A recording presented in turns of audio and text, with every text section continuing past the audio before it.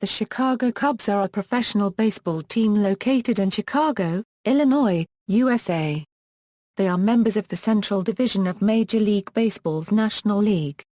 The club played its first games in 1870 as the Chicago White Stockings, before officially becoming the Chicago Cubs for the 1907 season. The Cubs are the oldest currently active American professional sports club, continuously existing in the same city for their entire history. They are one of the two remaining charter members of the National League. Since Chicago did not have a fully operating White Stockings team for 2 seasons due to the Great Chicago Fire, differences continue to be voiced when considering the elder status of this ball club. Although the Braves have played for more consecutive seasons, the Cubs hold the distinction of having been founded a full season earlier. The Cubs are also one of 2 active Major League clubs based in Chicago, the other being the Chicago White Sox of the American League. The team is currently owned by Thomas S. Ricketts, son of TD Ameritrade founder Joe Ricketts. In 1906, the franchise recorded a Major League Baseball record 116 wins and posted a modern-era record-winning percentage of .763, still held today. They appeared in their first World Series the same year, falling to their crosstown rivals, the White Sox, 4-2. The Cubs won back-to-back World Series championships in 1907 and 1908, becoming the first Major League club to play 3 consecutive times in the Fall Classic and the first to win it twice. The club has appeared in 7 World Series following their 1908 title, most recently in 1945. The Cubs have not won the World Series in 105 years, the longest championship drought of any major North American professional sports team, and are often referred to as the lovable losers, because of this distinction. They are also known as the Northsiders, because Wrigley Field, their home park since 1916, is located in Chicago's Northside Lakeview community at 1060 West Addison Street. Early club history. 1870 to 1875, the beginning. Although 1876 is generally recognized as the birth year of the Cubs franchise, the Chicago Club was initially founded in 1870 as the Chicago White Stockings and played a single season in a pro-am league called the National Association of Baseball Players. The White Stockings won that league's championship and followed that effort playing the next 5 seasons in the National Association of Professional Baseball Players along with the Boston Red Stockings. Both of these early leagues were hampered by a variety of ethical issues, such as the throwing of games and the league's inability to enforce rules and player contracts. Because of these challenges, William Hulbert, the president of the Chicago Club, spearheaded the development of the National League, whose inaugural season was 1876. 1876 a Euro 1902, a National League. Hulbert signed multiple star players, such as pitcher Albert Spalding and infielders Ross Barnes, Deacon White, and Adrian Cap Anson, to join the team prior to the NL's first season. The White Stockings played their home games at Westside Grounds, and quickly established themselves as one of the new league's top teams. Spalding won 47 games and Barnes led the league in hitting at .429 as Chicago won the first ever National League pennant, which at the time was the game's top prize. After back-to-back pennants in 1880 and 1881, Hulbert died, and Spalding, who had retired to start Spalding Sporting Goods, assumed ownership of the club. The White Stockings, with Anson acting as player-manager, captured their 3rd consecutive pennant in 1882, and Anson established himself as the game's first true superstar. In 1885 and 86, after winning NL pennants, the White Stockings met the short-lived American Association champion in that era's version of a World Series. Both seasons resulted in matchups with the St. Louis Brown Stockings, with the clubs tying in 1885 and with St. Louis winning in 1886. This was the genesis of what would eventually become one of the greatest rivalries in sports. In all, the Anson-led Chicago Baseball Club won 6 National League pennants between 1876 and 1886. As a result, Chicago's club nickname transitioned, and by 1890 they had become known as the Chicago Colts, or sometimes Anson's Colts, referring to Cap's influence within the club. Anson was the first player in history credited with collecting 3,000 career hits. After a disappointing record of 59-73 and a ninth-place finish in 1897, Anson was released by the Cubs as both a player and manager. Due to Anson's absence from the club after 22 years, local newspaper reporters started to refer to the Cubs as the Orphans. After the 1900 season, the American Baseball League formed as a rival professional league, and incidentally the club's old White Stockings nickname would be adopted by a new American League neighbor to the south. 1902–1920, a Cub dynasty. In 1902, Spalding, who by this time had revamped the roster to boast what would soon be one of the best teams of the early century, sold the club to Jim Hart. The franchise was nicknamed the Cubs by the Chicago Daily News in 1902, although not officially becoming the Chicago Cubs until the 1907 season. During this period, which has become known as baseball's dead ball era, Cub infielders Joe Tinker, Johnny Evers, and Frank Chance were made famous as a double-play combination by Franklin P. Adams' poem Baseball's Sad Lexicon. The poem first appeared in the July 18, 1910 edition of the New York Evening Mail. Mordecai Three Finger Brown, Jack Taylor, Ed Reilbach, Jack Pfister, and Orville Overall were several key pitchers for the Cubs during this time period. With Chance acting as player-manager from 1905 to 1912, the Cubs won 4 pennants and 2 World Series titles over a 5-year span. Although they fell to the hitless Wonders White Sox in the 1906 World Series, the Cubs recorded a record 116 victories and the best winning percentage in Major League history. With mostly the same roster, Chicago won back-to-back World Series championships in 1907 and 1908, becoming the first Major League club to play 3 times in the Fall Classic and the first to win it twice. However, the Cubs have not won a World Series since. This remains the longest championship drought in North American professional sports. The next season, veteran catcher Johnny Kling left the team to become a professional pocket billiards player. Some historians think Kling's absence was significant enough to prevent the Cubs from also winning a 3rd straight title in 1909, as they finished 6 games out of first place.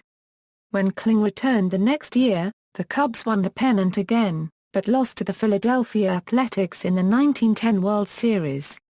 In 1914, advertising executive Albert Lasker obtained a large block of the club's shares and before the 1916 season assumed majority ownership of the franchise. Lasker brought in a wealthy partner, Charles Wayman, the proprietor of a popular chain of lunch counters who had previously owned the Chicago Whales of the short-lived Federal League. As principal owners, the pair moved the club from the West Side grounds to the much newer Wayman Park, which had been constructed for the Whales only 2 years earlier. The Cubs responded by winning a pennant in the war-shortened season of 1918, where they played a part in another team's curse. The Boston Red Sox defeated Grover Cleveland Alexander's Cubs 4-2 in the 1918 World Series, Boston's last series championship until 2004. Beginning in 1916, Bill Wrigley of chewing gum fame acquired an increasing quantity of stock in the Cubs. By 1921 he was the majority owner, maintaining that status into the 1930s. Meanwhile, the year 1919 saw the start of the tenure of Bill Veeck, Sr. as team president. Veeck would hold that post throughout the 1920s and into the 30s. The management team of Wrigley and Veeck came to be known as the Double Bills. The Wrigley years, 1929–1938, every 3 years. Near the end of the first decade of the Double Bills' guidance, the Cubs won the NL pennant in 1929 and then achieved the unusual feat of winning a pennant every 3 years, following up the 1929 flag with league titles in 1932, 1935, and 1938. Unfortunately, their success did not extend to the Fall Classic, as they fell to their AL rivals each time. The 32 series against the Yankees featured Babe Ruth's called shot at Wrigley Field in Game 3. There were some historic moments for the Cubs as well. In 1930, Hack Wilson, one of the top home run hitters in the game, had one of the most impressive seasons in MLB history, hitting 56 home runs and establishing the current runs batted in record of 191. That 1930 club, which boasted 6 eventual Hall of Famers, established the current team batting average record of .309. In 1935 the Cubs claimed the pennant in thrilling fashion, winning a record 21 games in a row in September. The 38 club saw Dizzy Dean lead the team's pitching staff and provided a historic moment when they won a crucial late-season game at Wrigley Field over the Pittsburgh Pirates with a walk-off home run by Gabby Hartnett, which became known in baseball lore as the Homer and the Glowman. After the Double Bills died in 1932 and 1933 respectively, P.K. Wrigley, son of Bill Wrigley, took over as majority owner. He was unable to extend his father's baseball success beyond 1938, and the Cubs slipped into years of mediocrity, although the Wrigley family would retain control of the team until 1981. 1945, the curse. The Cubs enjoyed one more pennant at the close of World War II, finishing 98-56.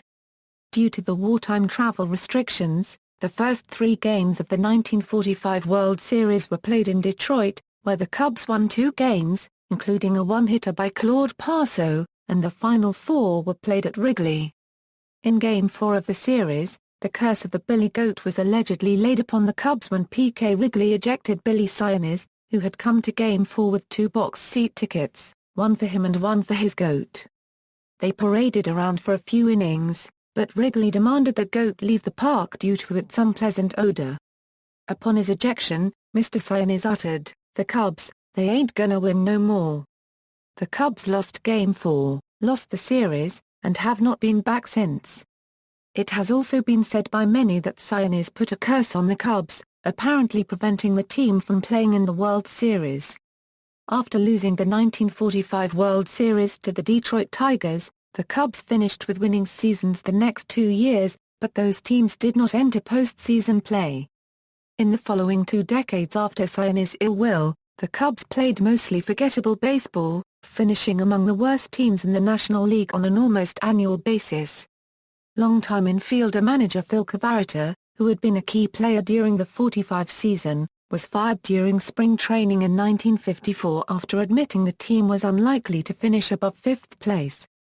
Although shortstop Ernie Banks would become one of the star players in the league during the next decade, finding help for him proved a difficult task, as quality players such as Hank Sauer were few and far between.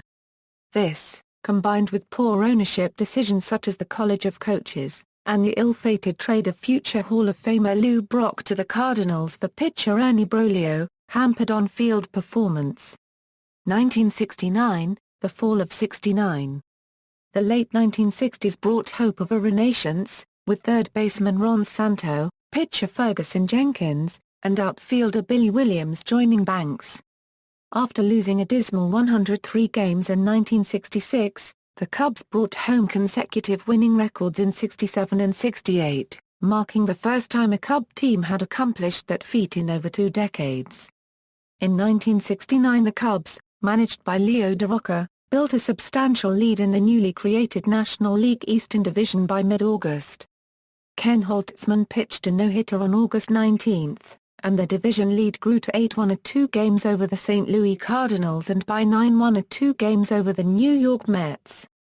After the game of September 2, the Cubs' record was 84-52 with the Mets in second place at 77-55. But then a losing streak began just as a Mets winning streak was beginning. The Cubs lost the final game of a series at Cincinnati, then came home to play the resurgent Pittsburgh Pirates. After losing the first 2 games by scores of 9-2 and 13-4, the Cubs led going into the 9th inning. A win would be a positive springboard since the Cubs were to play a crucial series with the Mets the very next day. But Willie Stargell drilled a 2-out, 2-strike pitch from the Cubs' ace reliever, Phil Regan, onto Sheffield Avenue to tie the score in the top of the 9th. The Cubs would lose 7-5 in extra innings. 6. Burdened by a 4-game losing streak, the Cubs traveled to Shea Stadium for a short 2-game set. The Mets won both games, and the Cubs left New York with a record of 84-58, just 1 a 2-game in front. Disaster followed in Philadelphia, as a 99-loss Phillies team nonetheless defeated the Cubs twice, to extend Chicago's losing streak to 8 games. In a key play in the second game, on September 11, Cubs starter Dick Selma threw a surprise pickoff attempt with third baseman Ron Santo, who was nowhere near the bag or the ball. Selma's throwing error opened the gates to a Phillies rally. After that second Philly loss, the Cubs were 84-60 and the Mets had pulled ahead at 85-57. The Mets would not look back. The Cubs' 8-game losing streak finally ended the next day in St. Louis, but the Mets were in the midst of a 10-game winning streak, and the Cubs, wilting from team fatigue, generally deteriorated in all phases of the game. The Mets would go on to win the World Series. The Cubs, despite a respectable 92-70 record, would be remembered for having lost a remarkable 17-1 at 2 games in the standings to the Mets in the last quarter of the season. 1977–1979, the June swoon. Following the '69 season, the club posted winning records for the next few seasons, but no playoff action. After the core players of those teams started to move on, the '70s got worse for the team, and they became known as the lovable losers. In 1977, the team found some life, but ultimately experienced one of its biggest collapses. The Cubs hit a high watermark on June 28 at 47-22, boasting an 8-1 at 2-game NL East lead, as they were led by Bobby Mercer and Rick Ruschel. However, the Philadelphia Phillies cut the lead to 2 by the All-Star break, as the Cubs sat 19 games over .500, but they swooned late in the season, going 20-40 after July 31. The Cubs finished in 4th place at 81-81, while Philadelphia surged, finishing with 101 wins. The following 2 seasons also saw the Cubs get off to a fast start, as the team rallied to over 10 games above .500 well into both seasons, only to again wear down and play poorly later on, and ultimately settling back to mediocrity. This trait became known as the June swoon.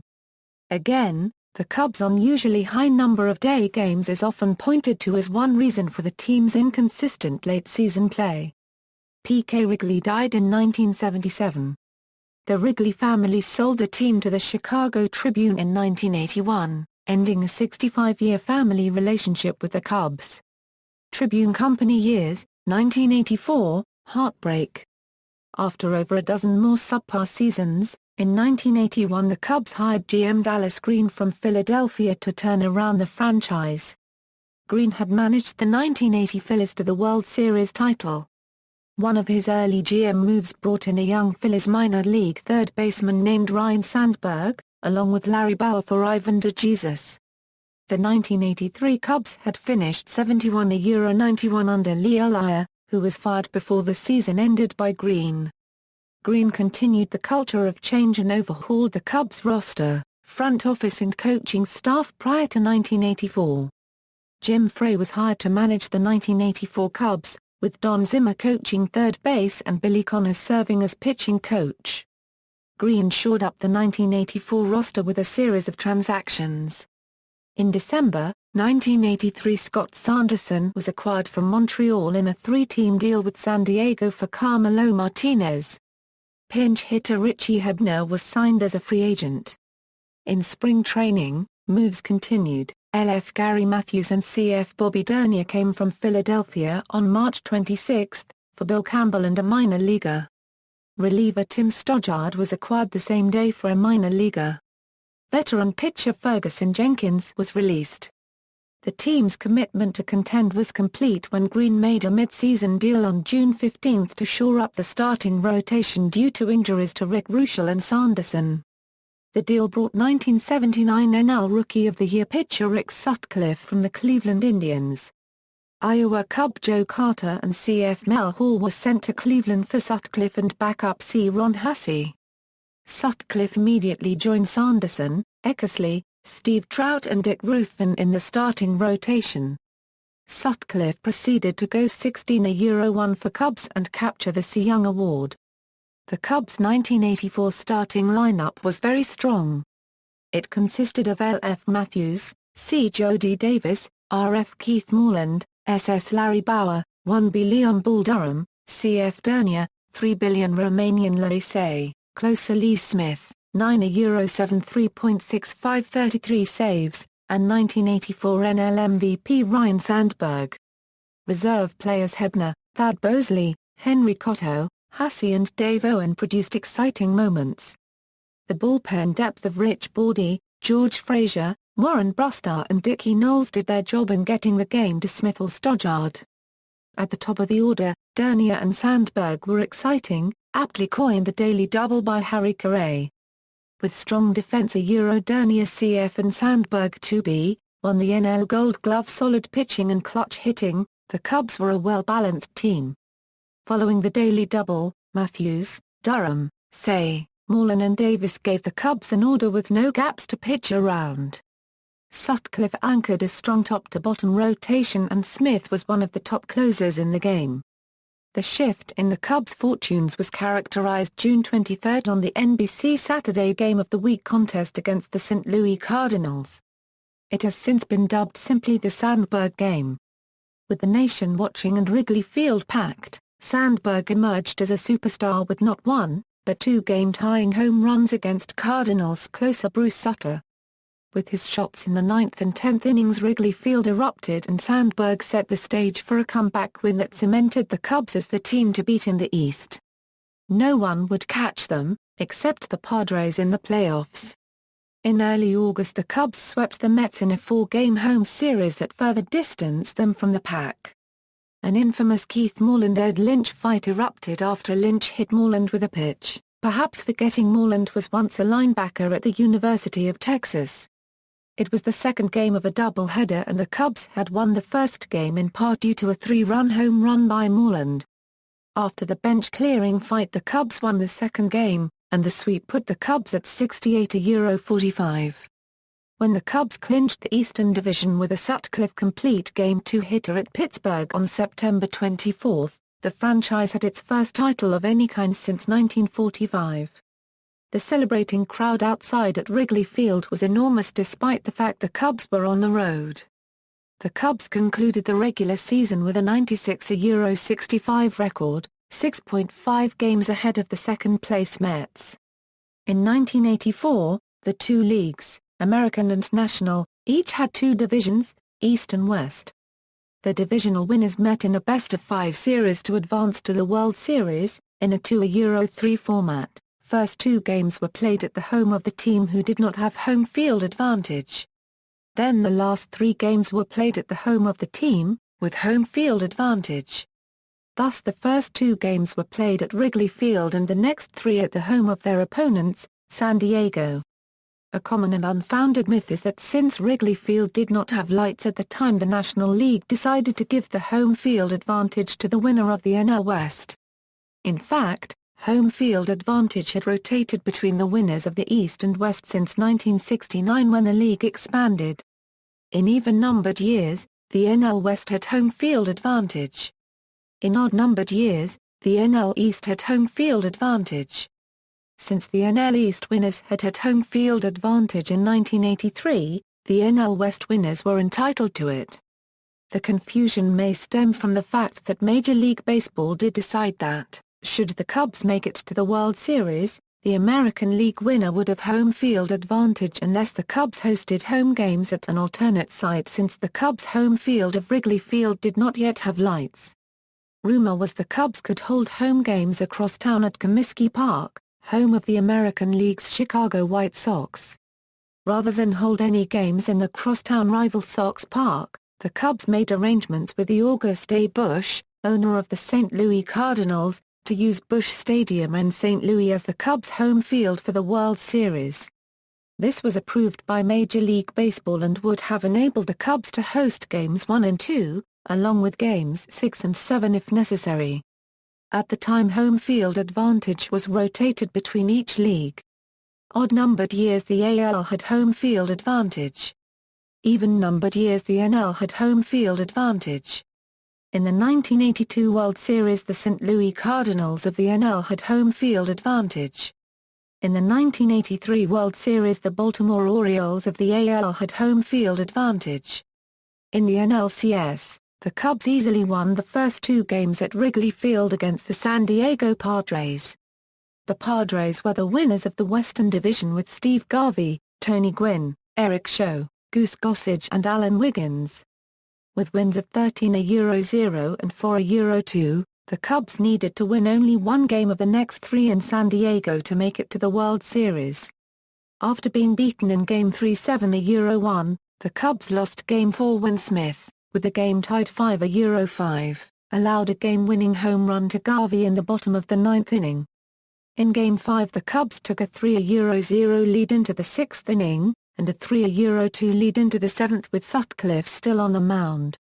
Then, Leon Durant had a sharp grounder go under his glove. This critical error helped the Padres win the game 6-3, with a 4-run seventh inning and keep Chicago out of the 1984 World Series against the Detroit Tigers. The loss ended a spectacular season for the Cubs, one that brought alive a slumbering franchise and made the Cubs relevant for a whole new generation of Cubs fans. The Padres would be defeated in 5 games by Sparky Anderson's Tigers in the World Series. Baseball experts felt the Cubs would have better represented the National League and would have won at least 2 World Series games. The 1985 season brought high hopes. The club started out well, going 35-19 through mid-June, but injuries to Sutcliffe and others in the pitching staff contributed to a 13-game losing streak that pushed the Cubs out of contention. 1989, NL East champions. In 1989, the first full season with night baseball at Wrigley Field, Don Zimmer's Cubs were led by a core group of veterans in Ryne Sandberg, Rick Sutcliffe and Andre Dawson, who were boosted by a crop of youngsters such as Mark Race, Sean Dunston, Greg Maddux, Rookie of the Year Jerome Walton, and Rookie of the Year runner-up Dwight Smith. The Cubs won the NL East once again that season, winning 93 games. This time the Cubs met the San Francisco Giants in the NLCS. After splitting the first 2 games at home, the Cubs headed to the Bay Area, where despite holding a lead at some point in each of the next 3 games, bullpen meltdowns and managerial blunders ultimately led to 3 straight losses. The Cubs couldn't overcome the efforts of Will Clark, whose home run off Maddux, just after a managerial visit to the mound, led Maddux to think Clark knew what pitch was coming. Afterward, Maddux would speak into his glove during any mound conversation, beginning what is a norm today. Mark Race was 11-17 in the series with 8 RBI. Eventually, the Giants lost to the Bash Brothers, and the Oakland A's in the famous Earthquake Series. 1998, wild card race and home run chase. The '98 season would begin on a somber note with the death of legendary broadcaster Harry Caray. After the retirement of Sandberg and the trade of Dunston, the Cubs had holes to fill in the signing of Henry Rodriguez, known affectionately as H-Rod. To bat cleanup provided protection for Sammy Sosa in the lineup, as Rodriguez slugged 31 round-trippers in his first season in Chicago. Kevin Tapani led the club with a career-high 19 wins, Rod Beck anchored a strong bullpen and Mark Race turned in one of his best seasons. The Cubs were swamped by media attention in 1998, and the team's 2 biggest headliners were Sosa and rookie flamethrower Kerry Wood. Wood's signature performance was one hitting the Houston Astros, a game in which he tied the major league record of 20 strikeouts in 9 innings. His torrid strikeout numbers earned Wood the nickname Kid K, and ultimately earned him the 1998 NL Rookie of the Year award. Sosa caught fire in June, hitting a major league record 20 home runs in the month, and his home run race with Cardinals slugger Mark McGwire transformed the pair into international superstars in a matter of weeks.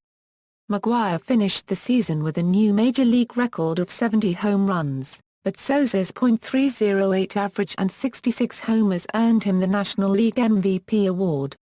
After a down-to-the-wire wild card chase with the San Francisco Giants, Chicago and San Francisco ended the regular season tied, and thus squared off in a 1-game playoff at Wrigley Field in which third baseman Gary Getty hit the eventual game-winning homer. The win propelled the Cubs into the postseason once again with a 90-73 regular season tally. Unfortunately, the bats went cold in October, as manager Jim Riggleman's club batted .183 and scored only 4 runs en route to being swept by Atlanta. On a positive note, the home run chase between Souza, McGwire and Ken Griffey, Jr. helped professional baseball to bring in a new crop of fans as well as bringing back some fans who had been disillusioned by the 1994 strike. The Cubs retained many players who experienced career years in '98, and after a fast start in 1999, they collapsed again and finished in the bottom of the division for the next 2 seasons. 2001, playoff push. Despite losing fan favorite Grace to free agency, and the lack of production from newcomer Todd Hundley, skipper Don Baylor's Cubs put together a good season in 2001. The season started with Mac Newton being brought in to preach positive thinking. One of the biggest stories of the season transpired as the club made a mid-season deal for Fred McGriff, which was drawn out for nearly a month as McGriff debated waiving his no-trade clause, as the Cubs led the wild card race by 2.5 games in early September. But run died when Preston Wilson hit a 3-run walk-off homer off of closer Tom Flash Gordon, which halted the team's momentum. The team was unable to make another serious charge, and finished at 88-74, 5 games behind both Houston and St. Louis, who tied for first. Souza had perhaps his finest season and John Lieber led the staff with a 20-win season. 2003, 5 more outs. The Cubs had high expectations in 2002, but the squad played poorly. On July 5, 2002 the Cubs promoted assistant general manager and player personnel director Jim Hendry to the general manager position. The club responded by hiring Dusty Baker and by making some major moves in 2003. Most notably, they traded with the Pittsburgh Pirates for outfielder Kenny Lofton and third baseman Aramis Ramirez, and row-dominant pitching, led by Kerry Wood and Mark Pryor, as the Cubs led the division down the stretch. Chicago halted St. Louis' run to the playoffs by taking 4 of 5 games from the Cardinals at Wrigley Field in early September, after which the hapless Cubs finally won their first division title in 14 years. They then went on to defeat the Atlanta Braves in a dramatic 5-game division series, the franchise's first postseason series win since beating the Detroit Tigers in the 1908 World Series. After losing an extra inning game in Game 1, the Cubs rallied and took a 3-1 lead over the wild-card Florida Marlins in the NLCS. Florida shut the Cubs out in Game 5, but young pitcher Mark Pryor led the Cubs in Game 6 as they took a 3-0 lead into the 8th inning, and it was at this point when a now infamous incident took place. Several spectators attempted to catch a foul ball off the bat of Luis Castillo. A Chicago Cubs fan by the name of Steve Bartman, of Northbrook, Illinois, reached for the ball and deflected it away from the glove of Moises Copyright Alla for the second out of the 8th inning. Alla reacted angrily towards the stands, and after the game stated that he would have caught the ball. Alla at one point recanted, saying he would not have been able to make the play, but later said this was just an attempt to make Bartman feel better and believing the whole incident should be forgotten. Interference was not called on the play, as the ball was ruled to be on the spectator side of the wall. Castillo was eventually walked by Pryor. 2 batters later, and to the chagrin of the packed stadium, Cubs shortstop Alex Gonzalez misplayed an inning-ending double play, loading the bases and leading to 8 Florida runs and a Marlin victory. Despite sending Kerry Wood to the mound and holding a lead twice, the Cubs ultimately dropped Game 7, and failed to reach the World Series. 2004 – 2006. In 2004, the Cubs were a consensus pick by most media outlets to win the World Series. The off-season acquisition of Derek Lee and the return of Greg Maddux only bolstered these expectations. Despite a mid-season deal for Nomar Garciaparra, misfortune struck the Cubs again. They led the wild card by 1.5 games over San Francisco and Houston on September 25, and both of those teams lost that day, giving the Cubs a chance at increasing the lead to a commanding 2.5 games with only 8 games remaining in the season, but reliever LaTroy Hawkins blew a save to the Mets, and the Cubs lost the game in extra innings, a defeat that seemingly deflated the team, as they proceeded to drop 6 of their last 8 games as the Astros won the wild card. Despite the fact that the Cubs had won 89 games, This fallout was decidedly unlovable, as the Cubs traded superstar Sammy Sosa after he had left the season's final game early and then lied about it publicly. Already a controversial figure in the clubhouse after his corked bat incident, Sammy's actions alienated much of his once strong fan base as well as the few teammates still on good terms with him, and possibly tarnished his place in Cubs lore for years to come. The disappointing season also saw fans start to become frustrated with the constant injuries to ace pitchers Mark Prior and Kerry Wood. Additionally, the 2004 season led to the departure of popular commentator Steve Stone, who had become increasingly critical of management during broadcasts and was verbally attacked by reliever Kent Mercker. Things were no better in 2005, despite a career year from first baseman Derek Lee and the emergence of closer Ryan Dempster. The club struggled and suffered more key injuries, only managing to win 79 games after being picked by many to be a serious contender for the NL pennant. In 2006, bottom fell out as the Cubs finished 96-96, last in the NL Central, 2007-2008, back-to-back division titles. After finishing last in the NL Central with 66 wins in 2006, the Cubs retooled and went from worst to first in 2007. In the offseason they signed Alfonso Soriano to the richest contract in Cubs history at 8 years for $136 million, and replaced manager Dusty Baker with fiery veteran manager Lou Piniella.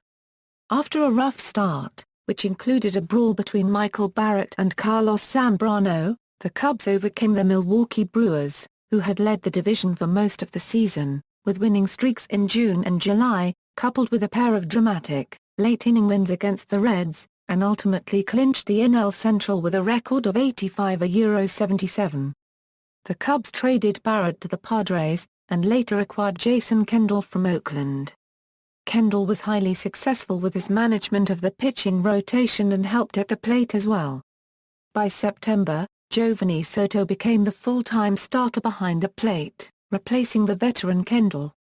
They met Arizona in the NLDS, but controversy followed as Piniella, in a move that has since come under scrutiny, pulled Carlos Zambrano after the sixth inning of a pitcher's duel with D-backs ace Brandon Webb, to save Zambrano for Game 4.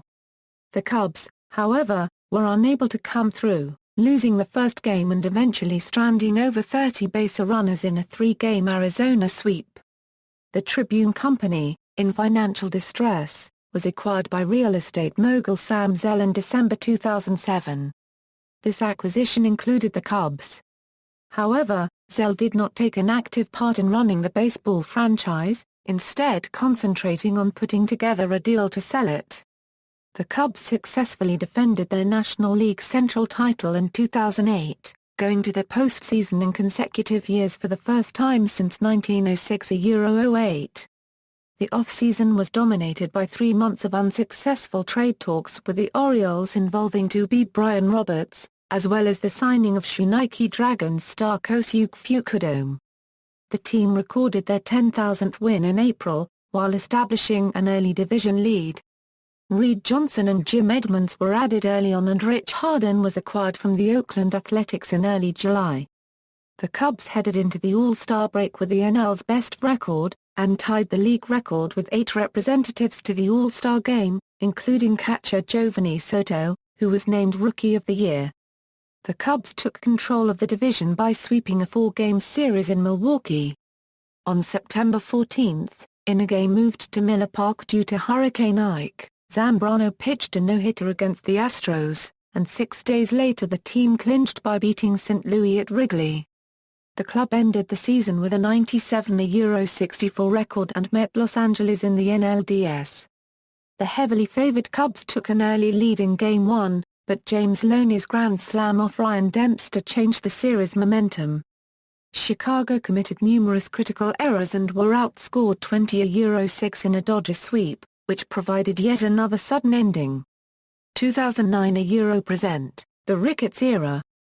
The Ricketts family acquired a majority interest in the Cubs in 2009, ending the Tribune years.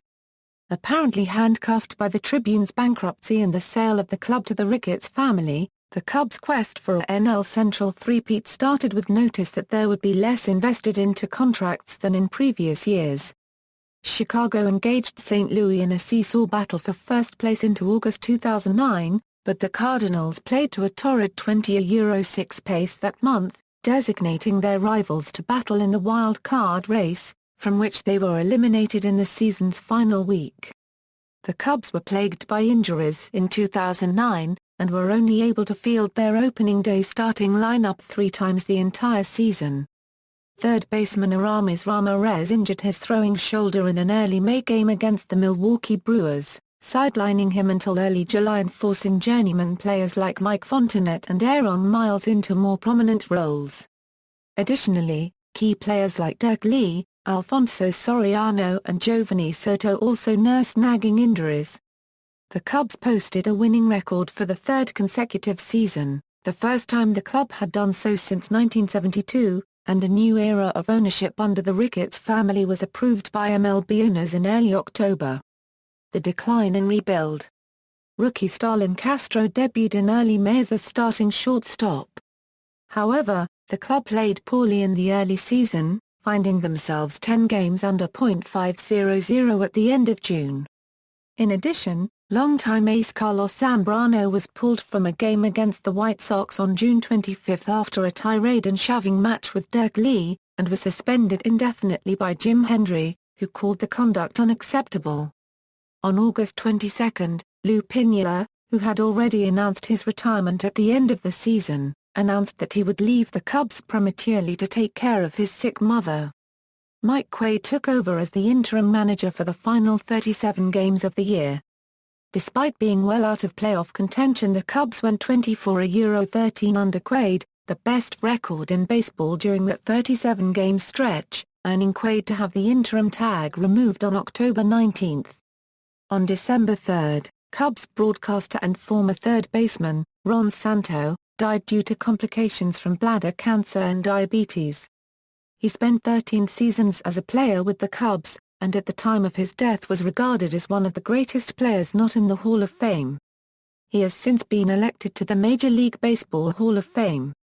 Despite trading for pitcher Matt Gatsa and signing free agent slugger Carlos Pena, the Cubs finished the 2011 season 20 games under .500 with a record of 71-91. Weeks after the season came to an end, the club was rejuvenated in the form of a new philosophy, as owner Tom Ricketts signed Theo Epstein away from the Boston Red Sox, naming him club president and giving him a 5-year contract worth over $18 million, and subsequently discharged the GM Jim Hendry manager Mike Quaid. Epstein, a proponent of sabermetrics and one of the architects of 2 World Series titles in Boston, brought along Jed Hoyer to fill the role of GM and hired Dale Sveum as manager. Although the team had a dismal 2012 season, losing 101 games, it was largely expected. The youth movement ushered in by Epstein and Hoyer began as longtime fan favorite Kerry Wood retired in May, followed by Ryan Dempster and Giovanni Soto being traded to Texas at the All-Star break for a group of minor league prospects headlined by Christian Villanueva.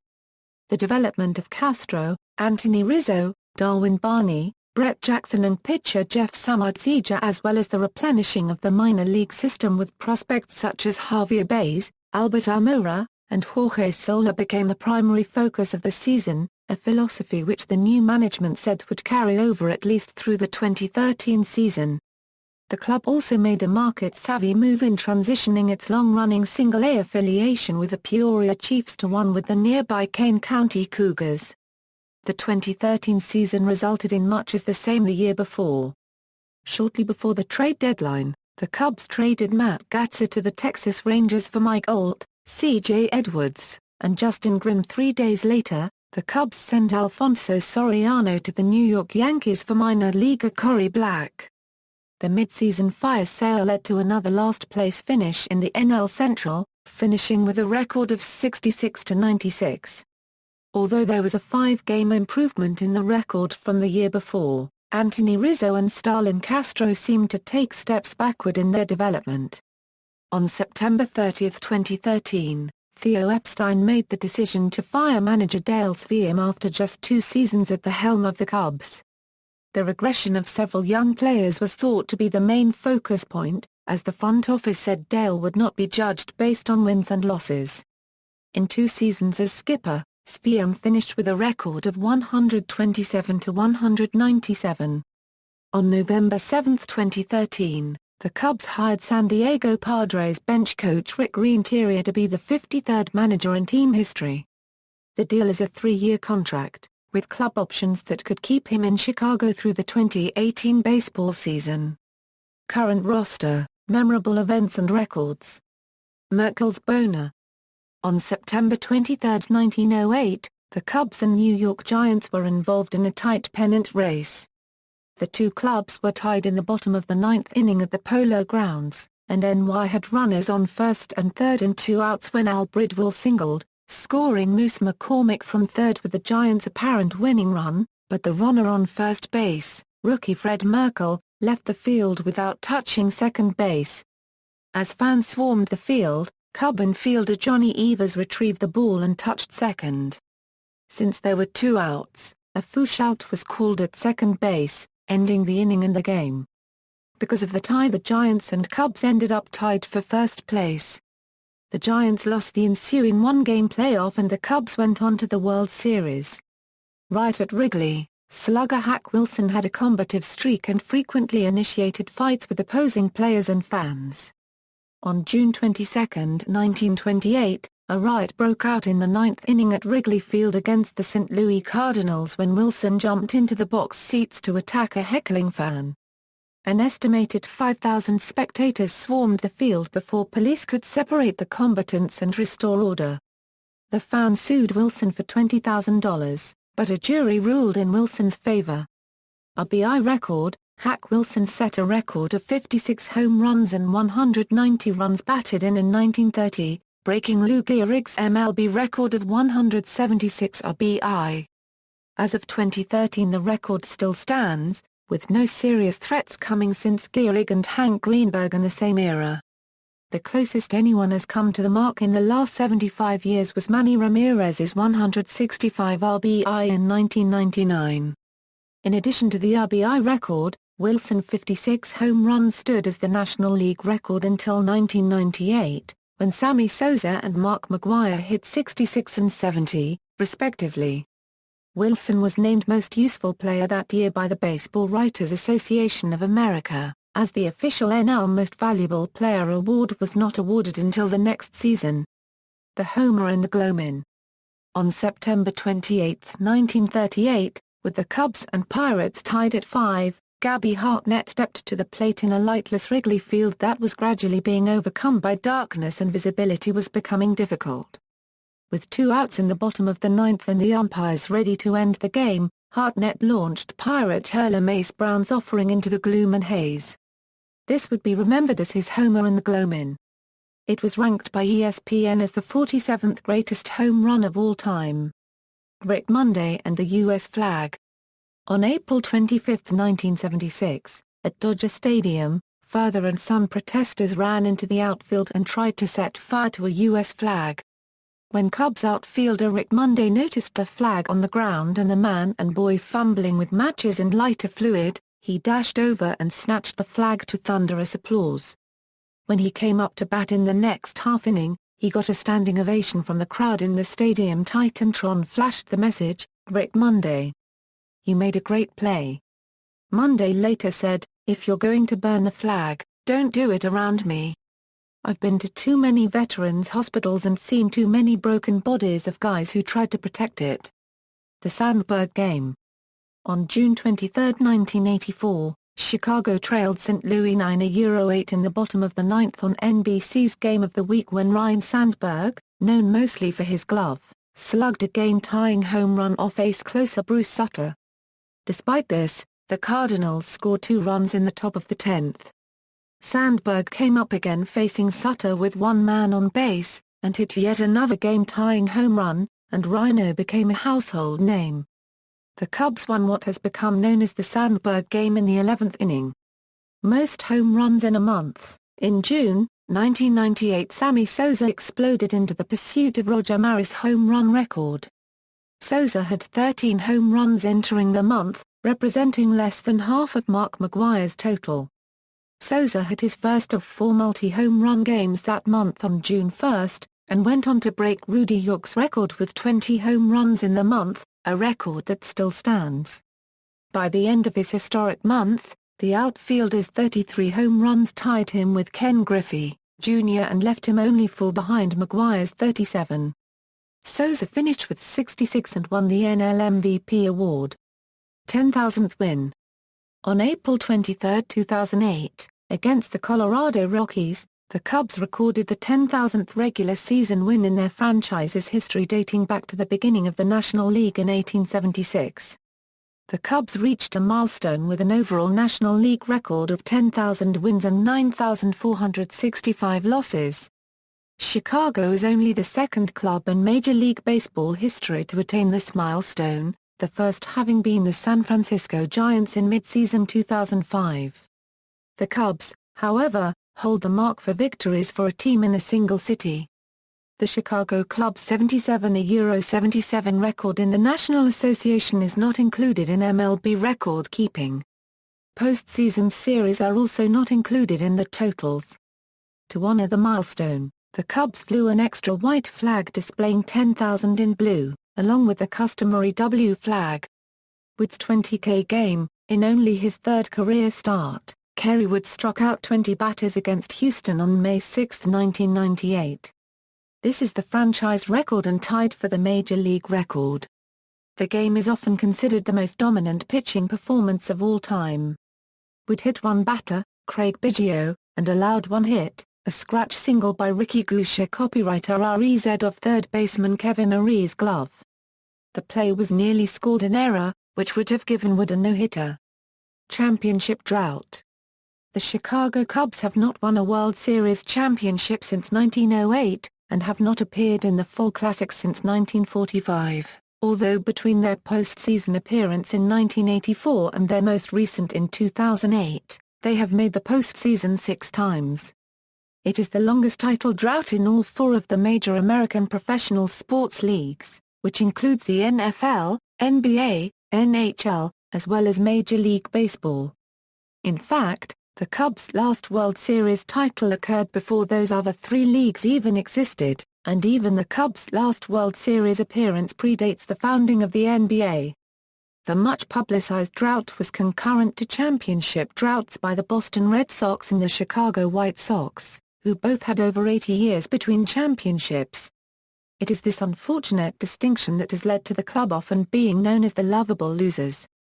The team was 1 win away from breaking what is often called the curse of the Billy Goat in 1984 and 2003, but was unable to get the victory that would send it to the World Series. Tape measure home runs. On May 11, 2000, Glenallen Hill, facing Brewers starter Steve Woodard, became the first, and thus far only player, to hit a pitched ball onto the roof of a 5-story residential building across Waveland Avenue, beyond Wrigley Field's left field wall. The shot was estimated at well over 500 feet, but the Cubs fell to Milwaukee 12-8. No batted ball has ever hit the center field scoreboard, although the original Slammin' Sammy, golfer Sam Snead, hit it with a golf ball in an exhibition in the 1950s. In 1948, Bill Nicholson barely missed the scoreboard when he launched a home run ball onto Sheffield Avenue, and in 1959, Roberto Clemente came even closer with a home run ball hit onto Waveland Avenue. In 2001, a Sammy Sosa shot landed across Waveland and bounced a block down Kenmore Avenue. Dave Kingman hit a shot in 1979 that hit the third porch roof on the east side of Kenmore, estimated at 555 feet, and is regarded as the longest home run in Wrigley Field history. Other records. As of 2013, the Cubs hold the Major League record for the most consecutive seasons without being no-hit, with 47. The all-time Cubs single-season saves record was set by Randy Myers in 1993. Mordecai Brown threw 48 shutouts during his Cub career, which is 13 more than any other hurler in franchise history. Shortstop Joe Tinker stole home twice on June 28, 1910 against Cincinnati.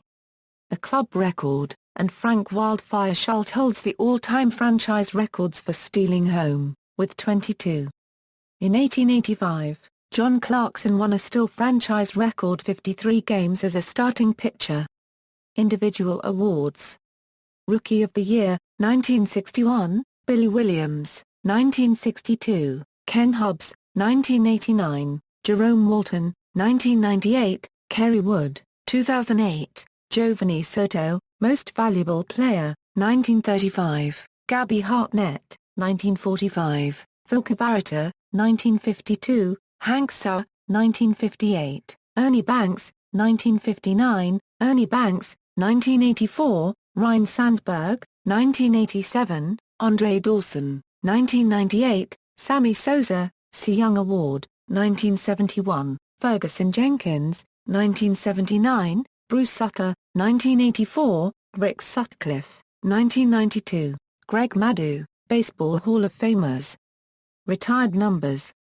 The Chicago Cubs' retired numbers are commemorated on pinstriped flags flying from the foul poles at Wrigley Field, with the exception of Jackie Robinson, the Brooklyn Dodgers player whose number 42 was retired for all clubs. The first retired number flag, Ernie Banks' number 14, was raised on the left field pole, and they have alternated since then. 14, 10 and 31 fly on the left field pole, and 26, 23 and 31 fly on the right field pole. There is also a movement to retire numbers for other players, most notably the uniform shirt of Gabby Hartnett. The Cubs first wore numbers on their shirts in 1932, and Hartnett wore number 7 initially but switched to number 9 for the next 4 seasons. From 1937 to Euro 40 he wore number 2, which is the number considered for retirement. Petitions have been sent in to the team for Cap Anson, Hack Wilson, Phil Cabarretta, Andre Dawson and, as well as more recent departures Kerry Wood, Sammy Sosa, and Mark Race. Minor league affiliations. Before signing a developmental agreement with the Kane County Cougars in 2012, the Cubs had a Class A minor league affiliation on 2 occasions with the Peoria Chiefs. Ryne Sandberg managed the Chiefs from 2006 to 2010. In the period between those associations with the Chiefs, the club had affiliations with the Dayton Dragons and Lansing Lugnuts. The Lugnuts were often affectionately referred to by Chip Correa as Steve Stone's favorite team. The 2007 developmental contract with the Tennessee Smokies was preceded by AA affiliations with the Orlando Cubs and West Teen Diamond Hawks. Spring training history. The Cubs' spring training facility is located in Mesa, Arizona, where they play in the Cactus League. The club plays its games at Cubs Park. The park seats 15,000, making it Major League Baseball's largest spring training ballpark by capacity, and the Cubs annually sell out most of their games both at home and on the road. Before Cubs Park opened in 2014, the team played games at Ho-Ho-Kam Park, Dwight Patterson Field. Ho-Ho-Kam is literally translated from Native American as those who vanished. The Northsiders have called Mesa their spring home for most seasons since 1952. In addition to Mesa, the club has held spring training in Champaign, Illinois, Los Angeles, Santa Monica, California, New Orleans, French Lick, Indiana, Hot Springs, Arkansas, Tampa, Pasadena, Cal, Santa Catalina Island, California, Rendezvous Park in Mesa, Long Beach, California, and Scottsdale, Arizona. The curious location on Catalina Island stemmed from Cubs owner William Wrigley Jr.'s then majority interest in the island in 1919. Wrigley constructed a ballpark on the island to house the Cubs in spring training. It was built to the same dimensions as Wrigley Field. However, by 1951 the team chose to leave Catalina Island and spring training was shifted to Mesa, Arizona. The Cubs' 30-year association with Catalina is chronicled in the book, The Cubs on Catalina, by Jim Vitti, which was named International Book of the Year by the Sporting News. The former location in Mesa is actually the second Ho-Ho-Kam Park. The first was built in 1976 as the spring training home of the Oakland Athletics, who left the park in 1979. Apart from Ho-Ho-Kam Park and Cubs Park, the Cubs also have another Mesa training facility called Fitch Park, This complex provides 25,000 square feet of team facilities, including Major League Clubhouse, 4 practice fields, 1 practice infield, enclosed batting tunnels, batting cages, a maintenance facility, and administrative offices for the Cubs. Media, radio. The Cubs' flagship radio station is WGN/720 AM. The Chicago Cubs radio network consists of 45 stations and covers at least 11 states. WGN Radio is owned and operated by Tribune Company. However, the club has signed a deal with CBS Radio to move games to the latter's all-news station WBBM starting in the 2015 season. Pat Hughes has been the Cubs' radio play-by-play voice since 1996. Until 2010, his color analyst was former Cubs third baseman Ron Santo. Former Cub Ron Coomer became analyst in 2014. Print. The club also produces its own print media. The Cubs' official magazine Vineline, which has 12 annual issues, is in its 3rd decade, and spotlights players and events involving the club. The club also publishes a traditional media guide. Television. Cubs telecasts are locally aired on 3 different outlets: WGN-TV, a Tribune Broadcasting-owned over-the-air station that has aired Cubs telecasts since the station's inception in 1948. WGN-TV's Cubs telecasts are produced by the station's sports department, WGN Sports, and are simulcast nationally through its sister cable network, WGN America. WCIU-TV, a Wegal Broadcasting-owned independent station that airs a handful of WGN Sports-produced Cubs telecasts, usually on nights when WGN has commitments to the CW television network. Games that air on WCIU also air over a statewide network of broadcast stations collectively known as CubsNet. CSN Chicago, a cable network owned in part by Comcast and the Ricketts family. Some CSN Chicago games air on the supplemental CSN Plus channel, in cases of conflict with the Blackhawks, Bulls or White Sox. Len Kasper has been the Cubs television play-by-play announcer since 2005 and was joined by Jim Chase in 2013. Bob Brenly, Chip Correa, Steve Stone, Joe Carter and Dave Otto also have spent time broadcasting from the Cubs booth since the death of Harry Correa in 1998. Jack Brickhouse and Harry Correa. Jack Brickhouse manned the Cubs radio and especially the TV booth for parts of 5 decades, the 34-season span from 1948 to 1981. He covered the games with a level of enthusiasm that often seemed unjustified by the team's poor performance on the field for many of those years. His trademark call "Hey Hey" always followed a home run. That expression is spelled out in large letters vertically on both foul pole screens at Wrigley Field. "Hoo boy" and "Hooey" and "Oh, brother" were among his other pet expressions. When he approached retirement age, he personally recommended his successor. Harry Correa's stamp on the team is perhaps even deeper than that of Brickhouse, although his 17-year tenure, from 1982 to 1997, was half as long. First, Correa had already become a well-known Chicago figure by broadcasting White Sox games for a decade, after having been a St. Louis Cardinals icon for 25 years. Correa also had the benefit of being in the booth during the NL East title run in 1984, which was widely seen due to WGN's status as a cable TV superstation. His trademark call of "Holy Cow" and his enthusiastic singing of "Take Me Out to the Ballgame" during the 7th-inning stretch made Correa a fan favorite both locally and nationally. Correa had lively discussions with commentator Steve Stone, who was hand-picked by Harry himself, and producer Ron Harris. Correa often playfully quarreled with Stone over Stone's cigar and why Stone was single, while Stone would counter with poking fun at Harry being under the influence. Stone disclosed in his book, Where's Harry, that most of this arguing was staged, and usually a ploy developed by Harry himself to add flavor to the broadcast. The Cubs still have a guest conductor, usually a celebrity, lead the crowd in singing "Take Me Out to the Ballgame" during the 7th-inning stretch to honor Correa's memory. Ownership.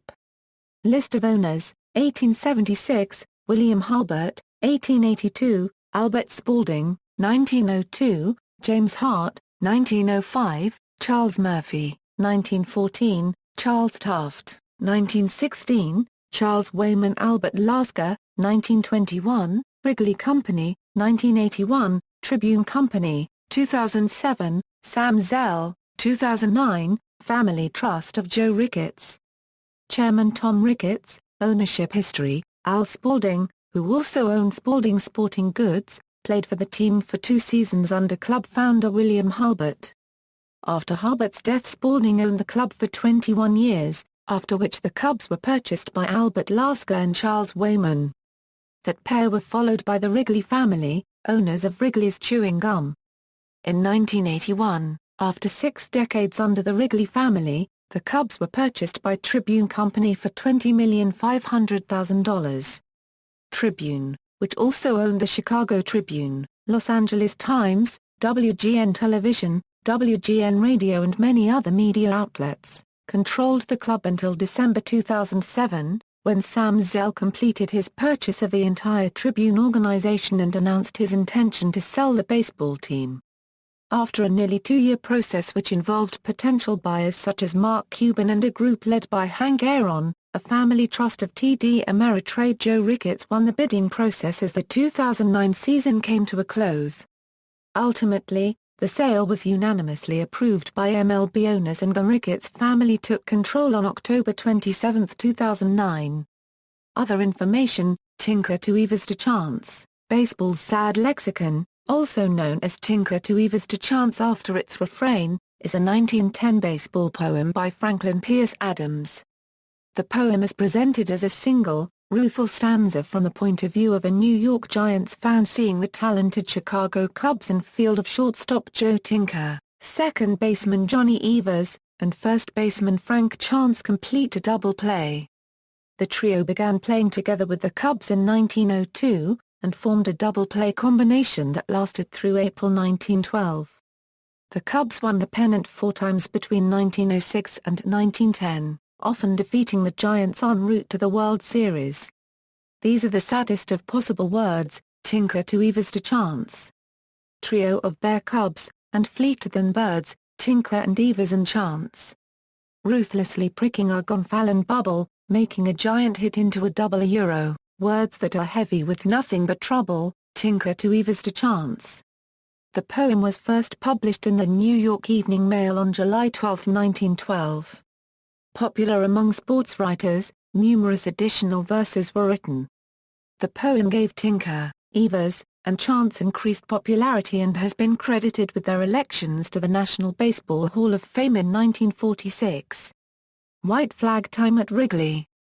The term "white flag time at Wrigley," coined by former play-by-play broadcaster Chip Caray, means the Cubs have won. Beginning in the days of P.K. Wrigley and the 1937 bleacher scoreboard reconstruction, and prior to modern media saturation, a flag with either a W or an L has flown from atop the scoreboard masthead, indicating the day's result, S, when baseball was played at Wrigley. In case of a doubleheader that results in a split, both the win and loss flags are flown. Past Cubs media guides show that originally the flags were blue with a white W, and white with a blue L. In 1978, consistent with the dominant colors of the flags, blue and white lights were mounted atop the scoreboard, denoting win and loss respectively for the benefit of nighttime passers-by. The flags were replaced by 1990, the first year in which the Cubs media guide reports the switch to the now familiar colors of the flags, white with blue W, and blue with white L. In addition to needing to replace the worn-out flags, by then the retired numbers of Banks and Williams were flying on the foul poles, as white with blue numbers. So the good flag was switched to match that scheme. This long-established tradition has evolved to fans carrying the white with blue W flags to both home and away games, and displaying them after a Cub win. The flags have become more and more popular each season since 1998, and are now even sold as T-shirts with the same layout. In 2009, the tradition spilled over to the NHL as Chicago Blackhawks fans adopted a red and black W flag of their own. Mascots. The official Cub mascot is a young bear cub, named Clark, described by the team's press release as a young and friendly cub. Clark made his debut at Advocate Healthcare on January 13, 2014, the same day as the press release announcing his installation as the club's first ever official physical mascot. The Bear Cub itself was used in the clubs since the early 1900s and was the inspiration of the Chicago Staleys changing their team's name to the Chicago Bears, due to the Cubs allowing the football team to play at Wrigley Field in the 1930s. The Cubs had no official physical mascot prior to Clark, though a man in a polar bear-looking outfit, called the Bear Man, which was mildly popular with the fans, paraded the stands briefly in the early 1990s. There is no record of whether or not he was just a fan in a costume or employed by the club. Through the 2013 season, there were Cubby Bear mascots outside of Wrigley on game day, but none are employed by the team. They pose for pictures with fans for tips. The most notable of these was Billy Cub, who worked outside of the stadium until for over 6 years until July 2013, when the club asked him to stop. Billy Cub, who was played by fan John Paul Weir, had unsuccessfully petitioned the team to become the official mascot. Another unofficial but much more well-known mascot is Ronnie Woo Woo Wickers, who is a longtime fan and local celebrity in the Chicago area. He is known to Wrigley Field visitors for his idiosyncratic cheers at baseball games, generally punctuated with an exclamatory woo. Longtime Cubs announcer Harry Caray dubbed Wickers Leather Lungs for his ability to shout for hours at a time. He is not employed by the team, although the club has on 2 separate occasions allowed him into the broadcast booth and allow him some degree of freedom once he purchases or is given a ticket by fans to get into the games. He is largely allowed to roam the park and interact with fans by Wrigley Field security, although there have been numerous minor occurrences where Wickers has had confrontations with fans who do not approve of his antics, one in which Wickers was assaulted with a hula hoop by a fan named Greg Hoden, known as the Stinger. Hoden was the belligerent sidekick popular heckler Derek the $5 Kid in the late 1990s and early 2000s. Wrigley Field and Wrigleyville. The Cubs have played their home games at Wrigley Field, also known as the Friendly Confines, since 1916. It was built in 1914 as Wayman Park for the Chicago Whales, a Federal League baseball team. The Cubs also shared the park with the Chicago Bears of the NFL for 50 years. The ballpark includes a manual scoreboard, ivy-covered brick walls, and relatively small dimensions. Located in Chicago's Lakeview neighborhood, Wrigley Field sits on an irregular block bounded by Clark and Addison Streets and Waveland and Sheffield Avenues. The area surrounding the ballpark is typically referred to as Wrigleyville. There is a dense collection of sports bars and restaurants in the area, most with baseball-inspired themes, including Sluggers, Murphy's Bleachers and the Cubby Bear. Many of the apartment buildings surrounding Wrigley Field on Waveland and Sheffield Avenues have built bleachers on their rooftops for fans to view games and others sell space for advertisement. One building on Sheffield Avenue has a sign atop its roof which says Emus Caguli, which is Latin for Let's Go Cubs. And another chronicles the time since the last division title, pennant, and World Series championship, as shown in the picture to the left. The 02 denotes 2 years since the 2008 NL Central title, 65 years since the 1945 pennant and 102 years since the 1908 World Series championship. On game days, many residents rent out their yards and driveways to people looking for parking spots.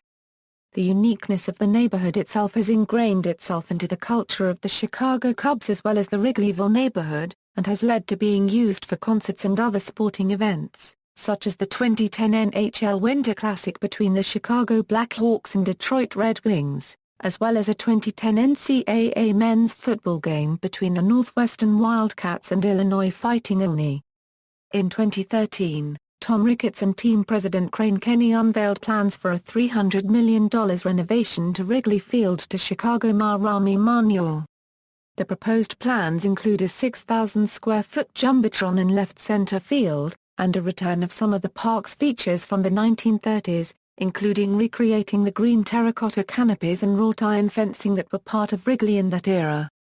Previously, mostly all efforts to conduct large-scale renovations the field to former Mayor Richard M. Daley had been opposed by city and rooftop owners. Bleacher Bums. The Bleacher Bums is a name given to fans, many of whom spend much of the day heckling, who sit in the bleacher section at Wrigley Field. Initially, the group was called Bums, because it referred to a group of fans who were at most games, and since those games were all-day games, it was assumed they did not work. Many of those fans were, and are still, students at Chicago area colleges, such as DePaul University, Loyola, Northwestern University, and Illinois Chicago. A Broadway play, starring Joe Mantovna, Dennis Farina, Dennis Franz, and James Belushi ran for years and was based on a group of Cub fans who frequented the club's games. The group was started in 1967 by dedicated fans Ron Grissel, Tom Nall and Mad Bugler Mike Murphy, who was a sports radio host during middays on Chicago-based WSCR-AM 670 The Score. Murphy alleges that Grissel started the Wrigley tradition of throwing back opposing teams' home run balls. The current group is headed by Derek Shaw. Prior to the 2006 season, they were updated, with new shops and private bar being added, and Bud Light bought naming rights to the bleacher section, dubbing them the Bud Light Bleachers. Bleachers at Wrigley are general admission, except during the playoffs. The bleachers have been referred to as the world's largest beer garden. A popular T-shirt which says Wrigley Bleachers on the front and the phrase "Shut up and drink your beer" on the reverse fuels this stereotype. Emil Verben Society. In 1975, a group of Chicago Cubs fans based in Washington, D.C. formed the Emil Verben Society. The society is a select club of high-profile Cub fans, currently headed by Illinois Senator Dick Durbin, which is named for Emil Verben, who in 3 seasons with the Cubs in the 1940s batted .280 with 39 runs batted and in 1 home run. Verben was picked as the epitome of a Cub player, explains columnist George Will. Because he exemplified mediocrity under pressure, he was competent but obscure and typifying of the work ethics. Verben initially believed he was being ridiculed, but his ill feeling disappeared several years later when he was flown to Washington to meet President Ronald Reagan, also a society member, at the White House. Hillary Clinton, Jim Belushi, Joe Mantovna, Rahm Emanuel, Dick Cheney and many others have been included among its membership. Music. During the summer of 1969, a Chicago studio group produced a single record called Hey Hey! Holy Mackerel! Whose title and lyrics incorporated the catchphrases of the respective TV and radio announcers for the Cubs, Jack Brickhouse and Vince Lloyd. Several members of the Cubs recorded an album called Cub Power which contained a cover of the song. The song received a good deal of local airplay that summer, associating it very strongly with that bittersweet season. It was played much less frequently thereafter, although it remained an unofficial Cubs theme song for some years after. For many years, Cubs radio broadcasts started with It's a Beautiful Day for a Ballgame by the Harry Simeone Chorale. In 1979, Roger Bain released a 45 RPM's record of his song Thanks Mr. Banks, to honor a OE Mr. Cuba Ernie Banks. The song Go, Cubs, Go! By Steve Goodman was recorded early in the 1984 season, and was heard frequently during that season. Goodman died in September of that year, 4 days before the Cubs clinched a National League Eastern Division title, their first title in 39 years. Since 1984, the song started being played from time to time at Wrigley Field. Since 2007, the song has been played over the loudspeakers following each Cubs home victory. The Mountain Goats recorded a song entitled Cubs in 5 on its 1995 EP 9 Black Poppies, which refers to the seeming impossibility of the Cubs winning a World Series in both its title and chorus. In 2007, Pearl Jam frontman Eddie Vedder composed a song dedicated to the team called All the Way. Vedder, a Chicago native, and lifelong Cubs fan, composed the song at the request of Ernie Banks. Pearl Jam has only played this song live one time, on August 2, 2007 at the Vic Theatre in Chicago, IL. Eddie Vedder has played this song live twice, at his solo shows at the Chicago Auditorium on August 21 and 22, 2008. An album entitled Take Me Out to a Cubs Game was released in 2008. It is a collection of 17 songs and other recordings related to the team, including Harry Caray's final performance of Take Me Out to the Ballgame on September 21, 1997, the Steve Goodman song mentioned above, and a newly recorded rendition of Talkin' Baseball by Terry Cashman. The album was produced in celebration of the 100th anniversary of the Cubs' 1908 World Series victory and contains sounds and songs of the Cubs and Wrigley Field. Rivalries: St. Louis Cardinals. Crosstown Classic, Chicago White Sox. Milwaukee Brewers. See also. References and notes. Further reading: Murphy, Kate.